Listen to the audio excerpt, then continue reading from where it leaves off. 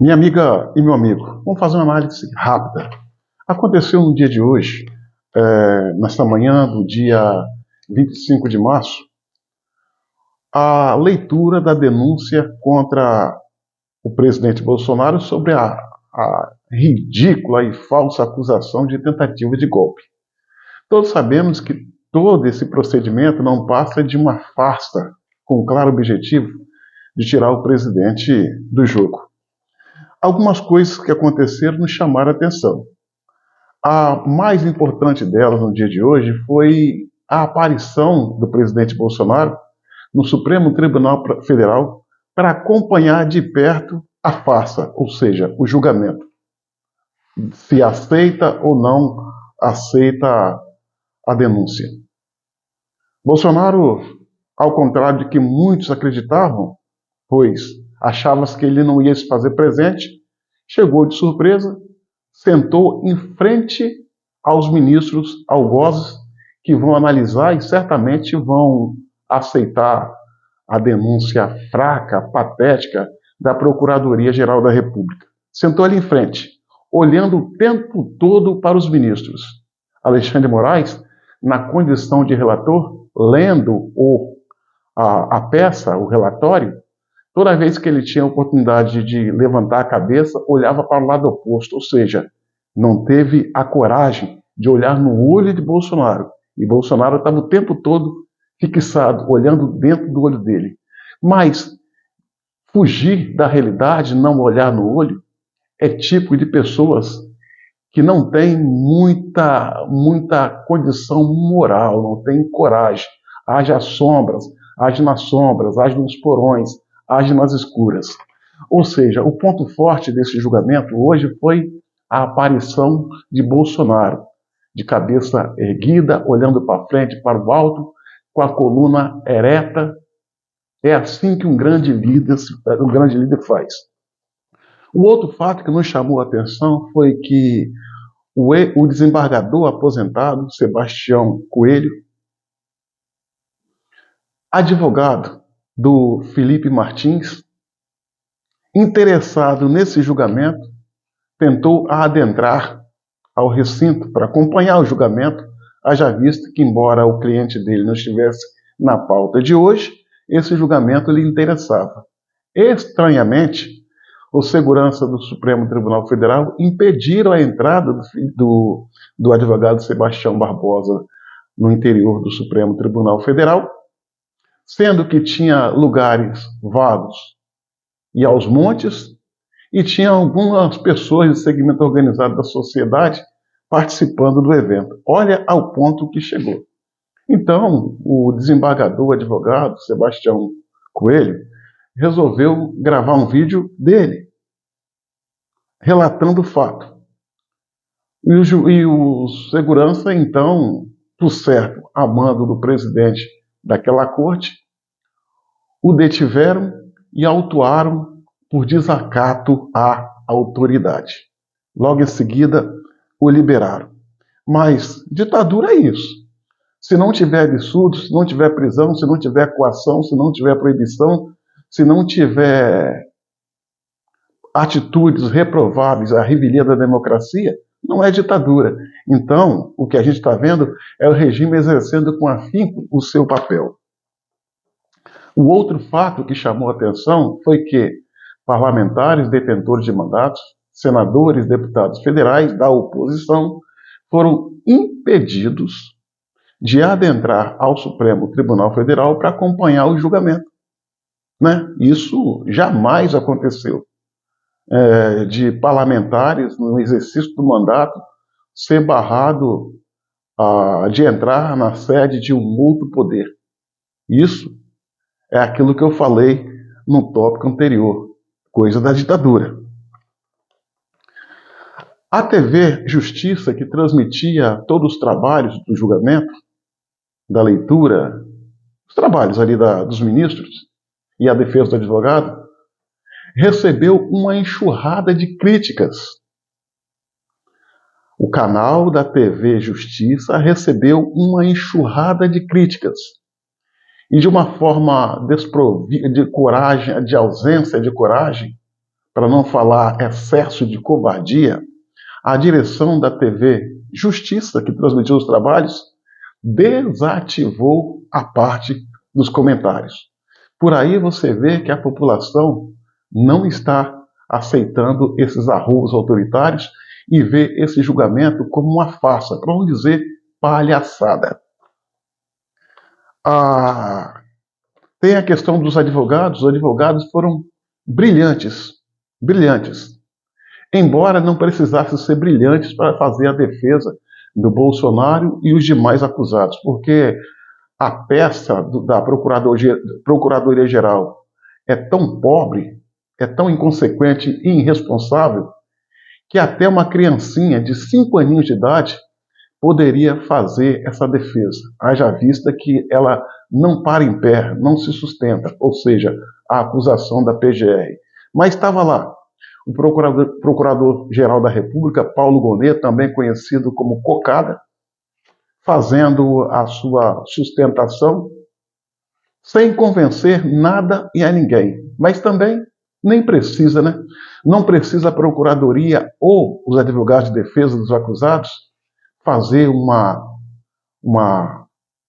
performance brilhante, porque o resultado desse julgamento a gente já sabe desde lá de trás. 5-0 pela admissão do inquérito e o tocar do processo. É uma coisa extremamente delicada. Agora, um fato, eu estou falando dos fatos presentes.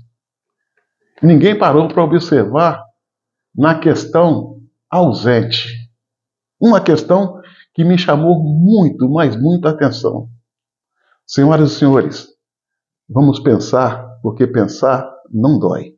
Vamos juntos. Nos atos do 8 de janeiro de 2023, quando aconteceram aquela balbúrdia reprovável em Brasília, o que o Lula fez? Fugiu com a sua assessoria para São Paulo, em pleno domingo, se dizendo estar cumprindo uma agenda.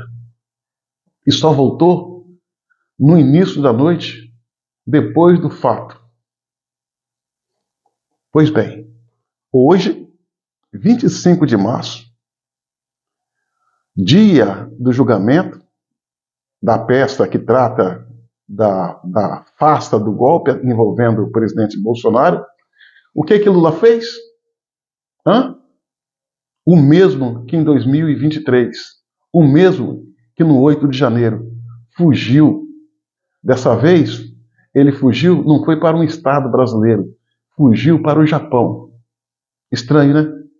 Fugiu para o Japão. Embora essa fuga seja temporária. E com ele levou ninguém mais, ninguém menos que o Arthur Lira, ex-presidente da Câmara, e Hugo Mota, atual presidente da Câmara. Como levou também Rodrigo Pacheco, o ex-presidente do Senado, e o atual presidente Davi Alcolumbre. Todos esses indivíduos, de uma certa forma, direta ou indireta, têm a coparticipação nessa farsa, nesses arroubos autoritários, no instalar dessa ditadura. Estão todos fora do Brasil, correndo para longe da realidade e o caos que eles criaram. Estranho, né? É muito estranho. Coincidência? Não. É picaretagem. É patifaria mesmo. Minha amiga e meu amigo, o que a gente está vendo no Brasil chega a ser vergonhoso. Vou repetir uma vez mais. Esse julgamento não passa de uma palhaçada e uma farsa, com o claro objetivo de tornar Bolsonaro inelegível, prendê-lo, quem sabe, não é acusação, é uma pergunta, tirar-lhe a vida no cárcere, não é mesmo? Na verdade, o que eles querem com isso é calar a direita que acordou, que se despertou. Para isso, calando de uma forma cruel, covarde e antidemocrática, o maior líder da direita nesse país, Jair Messias Bolsonaro, que está passando por tudo isso sem cometer crime algum. Não precisa ser lulista, bolsonarista, não precisa ser de esquerda, de direita ou neutro para saber que esse senhor não cometeu crime algum. Para a pessoa chegar a essa conclusão, basta ela ser sensata, observar as coisas e chamar as coisas como elas são. Isso é patifaria, na cara dura e à luz do dia, para todo mundo ver sem nenhum pudor. Esse julgamento, a gente sabe qual vai ser o resultado, lamentavelmente. A não ser que aconteça, e tende a acontecer, algo vindo externamente, algo vindo de um outro país. Exemplo, Estados Unidos. Haja vista que aqui dentro não dá para se nutrir esperança, tendo em vista que todas as instituições estão irmanadas para o mal, unidas para o mal e aparelhadas.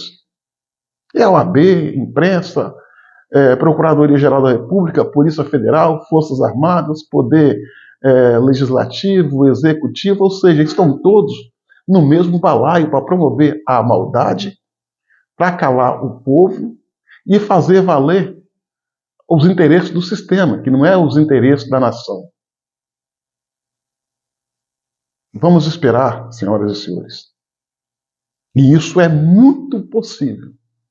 Que forças externas possam intervir para mudar o quadro de coisas que se instalou no Brasil, a ditadura de togas. Eu acredito na mudança. E acredito que ela vem de fora. Mas para isso nós temos que fazer a nossa parte. Não esperar que o outro faça. É fazer a parte que nos cabe. E assim sendo, queria lembrar a todos os brasileiros que no dia 6 de abril, portanto, no mês que vem, às 14 horas, vai ter uma mega manifestação em São Paulo. E a pauta é anistia, que envolve aí a liberdade de expressão, a volta da democracia e lutar por aquilo, pelo pouco que resta ainda da nossa democracia. Se faça presente, se for possível. Se não for, vá para as redes sociais, compartilhe o que acontece em momentos reais. É importante. Há momentos na vida que só o povo salva o povo.